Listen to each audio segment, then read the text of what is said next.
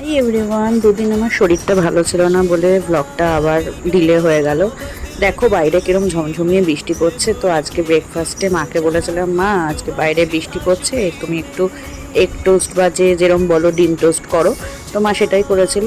তারপর আজকে লাঞ্চে ছিল ভাত আর লোটে মাছের তরকারি, আলু বেগুন দিয়ে। মা এটা খুব ভালো করে, কিন্তু আমার এর থেকেও বেশি লোটে মাছের ঝুড়োটা খেতে ভালো লাগে।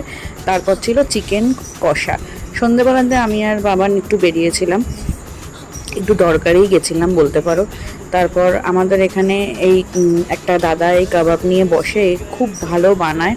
তো অনেক দিন পর কাবাব খেতে ইচ্ছা হলো, তো দাঁড়িয়ে একটু কাবাব খেলাম। আর আজকে রাতে ডিনারে খেয়েছি চিকেন স্যুপ, কারণ মা এটা বানিয়েছিল। তো আমি চিকেন স্যুপ খেয়ে নিয়েছি, আমার পেট ভরে গেছে, তাই আমি আর কিছু খাইনি। আর আজকে পুরো হেলদি ডিনার করলাম। That's it. আমার ব্লগটা ভালো লাগলে প্লিজ একটা সাবস্ক্রাইব করে দিও। টাটা।